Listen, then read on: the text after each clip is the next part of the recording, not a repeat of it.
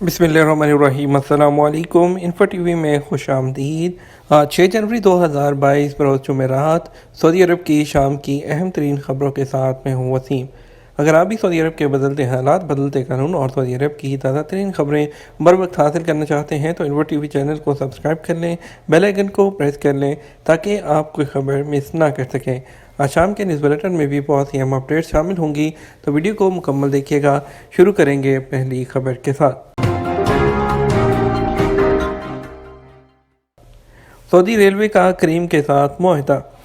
Saudi railway साथ ने मुसाफिरों की सहूलत के लिए एप्लीकेशन टैक्सी सर्विस करीम के साथ भी एग्रीमेंट कर लिया। इससे पहले उबर के साथ मुआहदा किया गया था।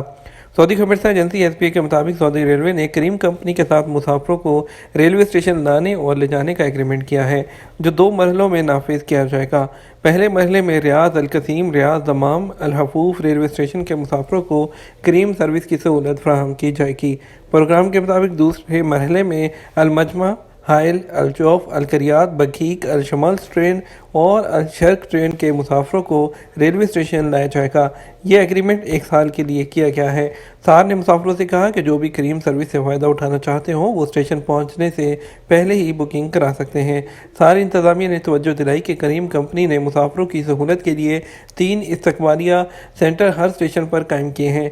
स्टेशन जो है उस पर सार से सफ़र करने वालों के लिए रहनुमा जो हदायत हैं, जो इंस्ट्रक्शंस हैं वो भी मुहैया होंगी।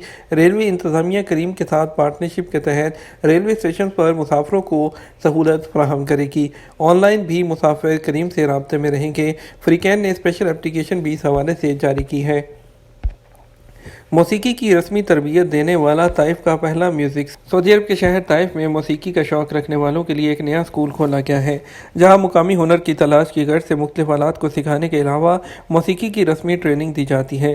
अरब न्यूज़ के मुताबिक नहावंद के नाम से खोला गया म्यूज़िक सेंटर मौसीकी के मशरकी और मगरबी आलात में ट्रेनिंग देता है।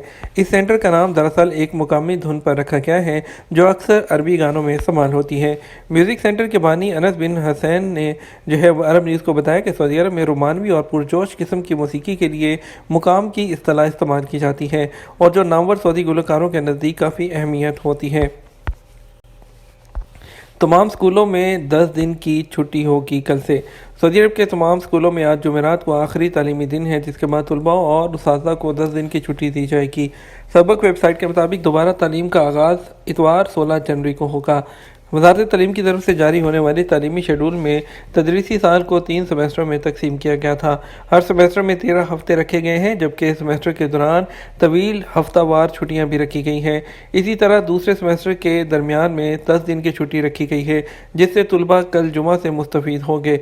छुट्टी के बाद जो पढ़ाई का अमल है 7 शाबान तक जारी रहेगा, जिसके बाद 10 दिन की छुट्टी दी जाएगी। उसके बाद आखिरी सेमेस्टर शुरू होगा, जिसके दरमियान 2 जो है वो लंबी जो है हफ्ते जो छुट्टियां होंगी और ये ज़ुल्हिज्जा के शुरू तक जारी रहेगा।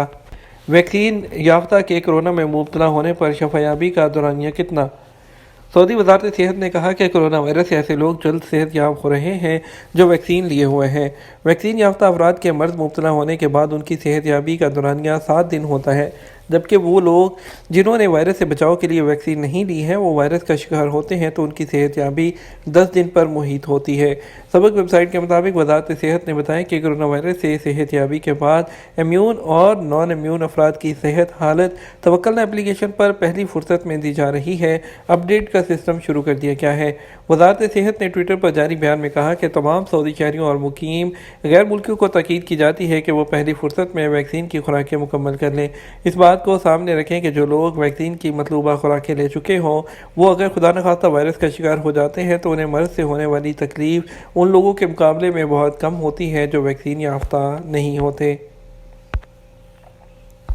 12 से 15 साल के बच्चों को फाइजर के बूस्टर शॉट्स लगाने की मंजूरी। अमेरिका की मुतअद्दी अमराज की रोकथाम और बचाव के इदारे CDC ने फाइजर वैक्सीन की बूस्टर शॉट्स 12 से 15 साल की उम्र के बच्चों को लगवाने की मंजूरी दी थी। खबरसार इदारे रॉयटर्स के मुताबिक CDC ने यह फैसला जो है माहिरीन की तजवीज़ पर किया है, जिनके ख्याल में कोरोना वैक्सीन के बूस्टर शॉट्स 12 से 15 साल की उम्र के बच्चों को लगवाए जा सकते हैं। CDC की मशावरती कमेटी के 13 अरकान ने इस उम्र के बच्चों में बूस्टर शॉट लगवाने की हमायत की है, जिन्हें वैक्सीन की दूसरी खुराक के 5 माह बाद शॉट लगवाने का कहा है। जबकि कमेटी के एक रुकन ने इस फैसले के हक में वोट नहीं दिया। कमेटी ने यह भी कहा कि CDC को 16 से 17 साल के नौजवानों में बूस्टर शॉट लगवाने की तजवीज़ को तक़वियत देनी चाहिए। इससे पहले CDC ने इस उम्र के नौजवानों के लिए बूस्टर शॉट्स लगाने की तजवीज़ दे चुका है। ताहम इदारे ने इस बात पर जोर नहीं दिया था कि इस उम्र के तमाम लोगों के लिए शॉट लगवाना ज़रूरी है। गैर मुल्की बच्चों को लाकर भीख मंगवाना भी इंसानी स्मगलिंग है। सऊदी ह्यूमन राइट्स कमीशन के रुकन डॉक्टर सारा अब्दुल करीम के मुताबिक बाद ममालिक से बच्चों को लाकर गदागरी कराना इंसानी स्मगलिंग के दायरे में आता है। इन बच्चों को या तो उनके वतन वापस भेजा जाए या उन्हें खसूसी कोर्स कराया जाए।